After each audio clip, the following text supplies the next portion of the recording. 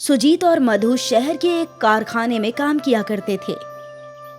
मधु, कल अम्मा को फोन किया था।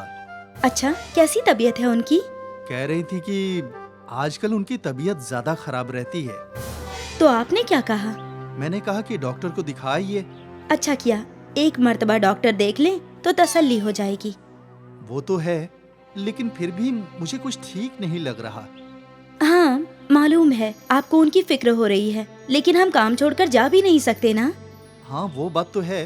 खैर, फिलहाल हम अपना काम करते हैं। सुबह से शाम तक दोनों सिलाई मशीन चलाया करते थे और ड्यूटी के बाद वहीं पास की एक झोपड़ी में रहा करते थे। और यही थी उनकी जिंदगी, रोज मेहनत करना और मुफलिसी में गुजारा करना। एक रात सुजीत गहरी नींद में था कि उसे लगा जैसे उसकी अम्मा उसे आवाज दे रही है, सुजीत, बेटा सुजीत, लौट आ। अम्मा की आवाज सुनकर उसकी नींद खुल गई और वो पसीने से भीगा हुआ अम्मा के मुतालिक सोचने लगा।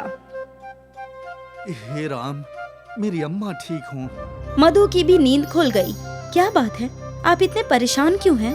अम्मा मुझे आवाज दे रही है। जरूर कुछ गड़बड़ है। हमें गांव चलना चाहिए। ठीक है।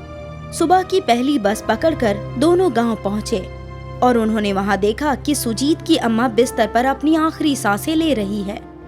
अम्मा, अम्मा। तू आ गया बेटा, ऊपर वाले ने मेरी सुन ली। तुझे देखे बगैर मैं कैसे मर सकती थी। अम्मा, ऐसी बात ना करो, तुम्हें कुछ नहीं होगा। नहीं बेटा, मेरा आखिरी वक्त आ गया है। तुझे ये राज बताकर मरूं, यही ख्वाहिश थी। कैसा राज? जादुई मिर्ची का राज। जादुई मिर्ची? मेरी अलमारी में एक लकड़ी का डिब्बा है, उसके अंदर मिर्ची के बीज हैं, जादुई मिर्ची। उसे खेतों में बो दे, फिर मिर्ची होगा। जादुई मिर्ची तेरी हर ख्वाहिश पूरी करेगी। इतना बोलकर सुजीत की अम्मा चल बसी। अम्मा। सुजीत और मधु फूट फूट कर रोए। अम्मा जी। कुछ रोज बाद, आपको याद है ना, माँ जी ने हमें एक राज बताया था। हाँ मधु, ये रहे वो जादुई मिर्ची के बीज। हमें इन्हें खेतों में बो देना चाहिए। हाँ, लेकिन इसमें काफी वक्त लगेगा। कोई बात नहीं, मुमकिन है हमारी किस्मत बदल जाए। अगले रोज सुजीत और मधु दोनों खेत में गए और मिर्ची के बीजों को खेतों में बो दिया। अब हमें इन जादुई मिर्ची के पौधों के उगने का इंतजार करना होगा। मिर्ची के बीजों में क्या जादू था ये तो उन्हें मालूम नहीं था, लेकिन दोनों मिर्ची के पौधे के उगने का इंतजार करने लगे। खेतों में बीज बोकर दोनों थके हारे घर लौटे। थक गए? हाँ। और भूख भी लगी ही होगी। हाँ, तुम जल्दी से कुछ बना दो। मधु बावर्ची खाने में खाना बनाने लगी। कुछ और रोज इतनी मेहनत करनी होगी, फिर हमारी किस्मत बदल जाएगी। उम्मीद तो यही है। कुछ देर बाद दोनों ने खाना खाया और जादुई मिर्ची के ख्वाब देखते हुए दोनों सो गए। अगले कई रोज तक वो दोनों खेतों में आप पोशी का काम करते रहे। ना जाने कब ये जादुई मिर्ची उगेगी। सब्र कीजिए। जादुई मिर्ची में क्या जादू होगा? मालूम नहीं, जो भी होगा अच्छा ही होगा। रोज दोनों दूर से खेतों तक पानी लाते थे और अब उनके खेतों में छोटे छोटे पौधे नजर आने लगे थे। वाह, ये हुई ना बात। अब कुछ ही रोज में मिर्ची उगने लगेगी।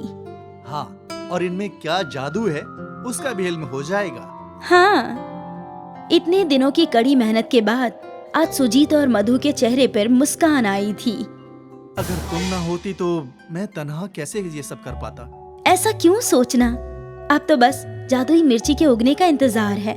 हमने इतनी मेहनत की है। हाँ। सुजीत और मधु को जादुई मिर्ची से बहुत उम्मीद थी, लेकिन उन्हें कहाँ मालूम था कि उनके साथ क्या होगा। अगली सुबह जब सुजीत अपने खेतों में पहुंचा तो उसके खेतों में फसल लहलहा रही थी। सुजीत को अपनी नजरों पर एतबार न हुआ। जादुई मिर्ची उग गई। सुजीत परेशान था। वो दौड़कर घर गया। मधु, जादुई मिर्ची उग गई। क्या? हाँ, सारी मिर्ची उग गई है। मधु और सुजीत दोनों खेत लौटे। मधु भी हैरान थी। दोनों ने मिलकर जादुई मिर्ची तोड़ी। इनमें क्या जादू है? दोनों मायूस हो चुके थे। घर चलते हैं। मुझे नहीं लगता इसमें कोई जादू है। लेकिन अम्मा जी ने कहा था तो यकीनन उसमें कोई जादू होगा। दोनों मायूस थे, लेकिन फिर भी मधु ने कुछ मिर्चियाँ तोड़ ली। वो दोनों मायूस होकर घर लौटे। उन्हें लगने लगा था कि उनकी महीने भर की मेहनत बेकार हो गई। घर जाकर मधु खाना पकाने लगी और जैसे ही उसने दाल में मिर्ची डाली तो पूरी दाल सोने में तब्दील हो गई। ए जी, ये देखिए, सोना? जादुई मिर्ची का कमाल। इसका मतलब ये हकीकत में जादुई मिर्ची है। इसे दाल में डालते ही ये सोने में तब्दील हो गई। हाँ, हमारी तो किस्मत ही खुल गई। अब हमें किसी बात की फिक्र नहीं। हाँ अम्मा, शुक्रिया। उस सोने को फरोख्त कर सुजीत ने एक बड़ा घर ले लिया। अब उन दोनों को खाने पीने की जरा भी फिक्र नहीं थी। जादुई मिर्ची ने हमारी जिंदगी बदल दी। कहाँ हम शहर के बाहर झोपड़ी में सिलाई करते थे और कहाँ हमारा खुद का बंगला है। ये सब मेरी अम्मा की बरकतें हैं। हाँ, अम्मा जी ने हम दोनों की जिंदगी संवार दी। जादुई मिर्ची ने सुजीत और मधु की जिंदगी बदल दी। वो गरीब से अमीर बन गए।